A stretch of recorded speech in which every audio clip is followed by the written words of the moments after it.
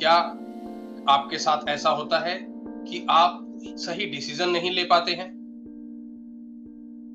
कभी कभी ऐसा होता है कि हमारे पास कई ऑप्शंस होते हैं और वो ऑप्शंस हमें असमर्थ कर देते हैं कि सही चुनाव किया जाए। जी हाँ दोस्तों, कभी कभी होता है ऐसा, छोटे छोटी चीजों को लेकर भी और बड़े बड़ी चीजों को लेकर भी। जैसे आपके साथ मैं शेयर करता हूं, हो सकता है आपके साथ भी हो कि छोटी छोटी चीजें जो जो रोजमर्रा की चीजें हैं, जैसे आज क्या खाया जाए, डिनर में क्या खाया जाए। हो सकता है कि आप कहें कि मन करता है कभी कभी बाहर जाने का, कभी कभी होता है कि बाहर क्यों जाना है, कुछ और रीजंस होते हैं। इंडियन खाना है, चाइनीज खाना है, कॉन्टिनेंटल खाना है, मैक्सिकन खाना है, वगैरह वगैरह। तो ये एक छोटी छोटी चीजें हैं, लेकिन कभी कभी इससे बड़ी चीजें भी होती हैं जो हमें कभी कभी इनेबल कर देती हैं, हम अपने आप को असमर्थ पाते हैं राइट डिसीजन लेने के लिए। जैसे हो सकता है कि कैरियर चूज करना, कि आप आगे किस तरह का कैरियर बनाना चाहते हैं। आप इंजीनियरिंग में जाएं तो इंजीनियरिंग में, इलेक्ट्रॉनिक में जाएं, कंप्यूटर्स में जाएं। उसके बाद अगर कंप्यूटर में भी आजकल इतनी सारी वास्ट चॉइसेस आ गई हैं, data analytics, machine learning, AI tools, तो ऐसी बहुत सारी ब्रांचेस आ गई हैं। या फिर हो सकता है कि कभी कभी आप ऑफिस के प्रोजेक्ट्स, जो आपके पास कई काम होते हैं, आप उनमें उलझ जाते हैं कि किस काम को पहले प्रायोरिटी दी जाए। तो कभी कभी हमारे पास जब चॉइसेस ज्यादा हो जाती है तो हम असमर्थ हो जाते हैं सही चीज को चुनने में। और इसके कई कारण हो सकते हैं दोस्तों। कुछ एक कारण मैं आपके साथ शेयर कर रहा हूं, हो सकते हैं वो कारण हो आपका, या कोई और भी कारण हो सकता है। तो आप वो भी शेयर कर सकते हैं कि आपका क्या कारण हो सकता है जो आपको आपको असमर्थ कर देता है डिसीजन टेकिंग के अंदर। पर एक चीज और भी है साथ में, जब हम डिसीजन नहीं ले पाते हैं, हम उस सिचुएशन में होते हैं कि हम इनडिसाइसिव रहते हैं, तो हम आगे नहीं बढ़ पाते लाइफ में, हम प्रोग्रेस नहीं कर पाते, हम स्टक फील करते हैं, हम प्रोक्रेस्टिनेट करना शुरू कर देते हैं। ऑप्शंस ज्यादा होने की वजह से हमारे अंदर स्ट्रेस आना शुरू हो जाता है, हमारे अंदर एंजाइटी होनी शुरू हो जाती है, डिफरेंट डिफरेंट विचार आने शुरू हो जाते हैं कि यार इतनी सारी चॉइसेस हैं पर मैं कोई एक चॉइस नहीं कर पा रहा हूं, और मेरा टाइम बढ़ता जा रहा है, मुझे प्रोजेक्ट खत्म करके देना है, या फिर इस टाइम से पहले अगर मैंने अप्लाई नहीं किया तो हो सकता है कि वो जॉब भी मेरे हाथ से चली जाए। यानी अपॉर्चुनिटीज भी मिस हो जाती हैं कभी कभी। तो ये कुछ एक उसके नेगेटिव इफेक्ट है जब हम इनडिसाइसिव रहते हैं। जैसे मैंने बताया कि अपॉर्चुनिटीज मिस हो जाती हैं, हो सकता है कि हमारा कैरियर ही पूरा डिफरेंट डायरेक्शन में चला जाए और यू टर्न लेना बहुत महंगा पड़ जाए। तो ऐसे में क्या कारण हो सकते हैं, यदि हम कारण जान लें तो हमारा रास्ता काफी आसान हो जाता है। हो सकता है कि आपका फियर हो। मैक्सिमम इनडिसाइसिवनेस जो है वो फियर की वजह से होती है।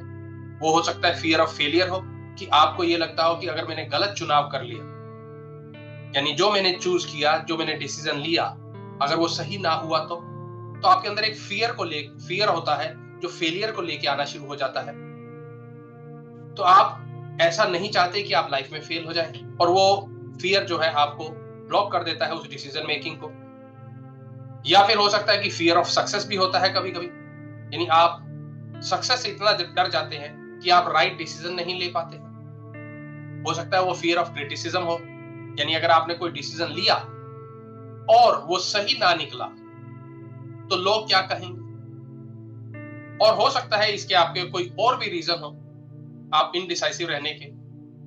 तो इन चीजों को समझना बहुत जरूरी है। जैसे मैंने बताया कि एक रोजमर्रा में भी हमारे साथ ऐसा होता है, तो ठीक ऐसे ही हो सकता है आपके साथ भी हो। कुछ पुराने लोग जब कांटेक्ट करते हैं तो एक बात जरूर होती है, चलो यार मिलते हैं, बहुत दिन हो गए हैं मिले नहीं, और डिस्कशन होता है, एक नया ग्रुप बन जाता है, प्लान करते हैं कब मिला जाए, कहां मिला जाए, पर वो डिस्कशन चलता रहता है, डिसीजन नहीं हो पाता।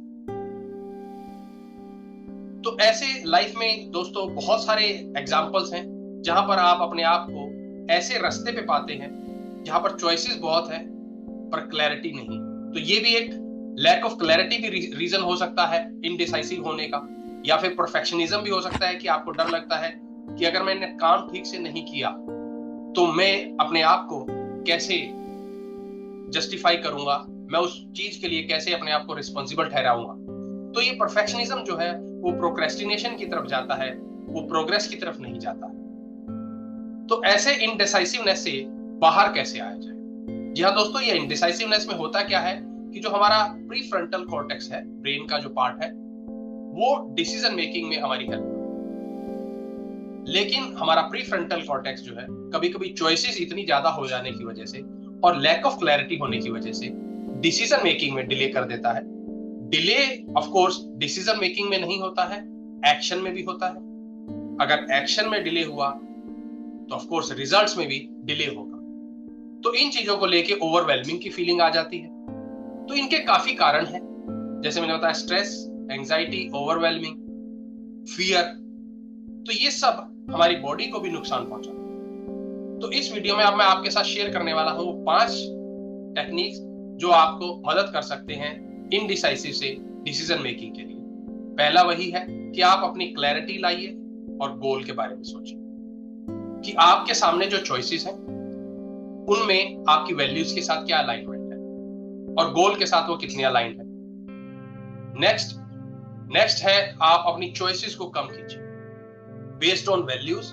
अगर आपने 10 ऑप्शंस हैं, या आप कैरियर के बारे में हो सकता है या टास्क को लेकर अगर आप ओवरवेलमिंग फील कर रहे हैं, तो आप उनमें प्रायोरिटी सेट कीजिए कि आपके साथ वो ऑप्शन जो है वो किन ऑप्शंस को आप चूज आउट करना चाहोगे, किन को आप सेलेक्ट करना चाहोगे और किन को आप ड्रॉप करना चाहोगे। तो आप अपनी प्रायोरिटी सेट कीजिए।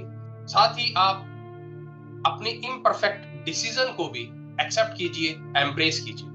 जी हाँ, कोई जरूरी नहीं है कि हमारा हर डिसीजन जो है वो परफेक्ट होगा। कुछ डिसीजन ऐसे होते हैं जो हम ले लेते हैं, जैसे हो सकता है मैं कभी लाइफ में ऐसा ना हो किसी के साथ, पर हम सबके साथ होता है, इमरजेंसी आ जाती है फैमिली में, कहीं हो सकता है पैसे को लेकर हो या हो सकता है मेडिकल इमरजेंसी हो।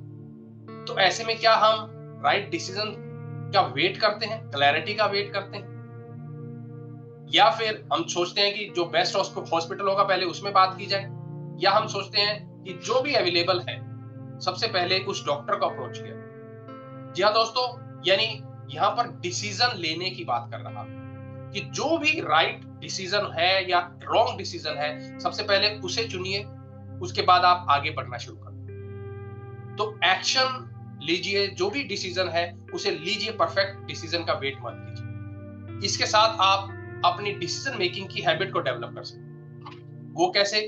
दोस्तों, आपने भी एक कहावत सुनी होगी, practice makes a man perfect. जी हाँ दोस्तों, जैसे जैसे हम अपनी इस डिसीजन मेकिंग को डेवलप करेंगे, यानी एक मसल की तरह हमारी एक मेंटल मसल, तो हम इसे स्ट्रॉन्ग कर सकते हैं, अपने पास्ट एक्सपीरियंस से सीख सकते हैं और हम इवेल्युएट कर सकते हैं कि हमारी कौन सी चॉइसेस हैं जो हमारी वैल्यूज के साथ अलाइंड है या गोल के साथ अलाइंड है, और हम ऑप्शंस को मिनिमाइज कर सकते हैं। साथ ही हम अपने इम्परफेक्ट डिसीजन मेकिंग को भी एम्ब्रेस कर सकते हैं।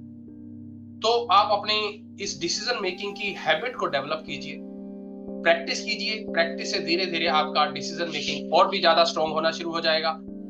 इसके अलावा आप प्लान कर सकते हैं एक स्ट्रक्चर्ड वे कि आपके पास क्या क्या ऑप्शंस हैं, उनके बेस पे क्या क्या प्रायोरिटीज हैं। आप टाइम प्लान सेट कीजिए, वो ऑप्शंस में किसको आप प्रायोरिटी देना चाहोगे और किसको आप ड्रॉप करना चाहोगे। इसके अलावा दोस्तों, अगर आपको और ज्यादा जानना है तो मैंने एक माइंडफुलनेस का भी कोर्स तैयार किया हुआ है। माइंडफुलनेस हमारी हेल्प करती है हमारे प्रेजेंट में रहने के लिए, हमारे नॉन जजमेंटल वे से अप्रोच करने के लिए, यानी जो हम डिसीजन लेने में डिले कर देते हैं, इवेल्युएट करते रहते हैं, जज करते रहते हैं, उससे हमें बाहर आने में मदद करती है। साथ ही हमारी काइंड एंड क्यूरियस अप्रोच को डेवलप करती है। तो माइंडफुलनेस को भी आप चूज कर सकते हैं, जिसका लिंक मैं डिस्क्रिप्शन में शेयर कर रहा हूँ। इसके अलावा अगर आप किसी स्ट्रेस एंजाइटी से गुजर रहे हैं तो मेरी बुक है rising about stress, mastering 60+ strategy for a better life, तो आप वो बुक भी ले सकते हैं, जिसका लिंक आपको डिस्क्रिप्शन में मिल जाएगा। और अगर आपको ये वीडियो पसंद आया हो तो please like and share and subscribe जरूर कीजिए। Thank you so much.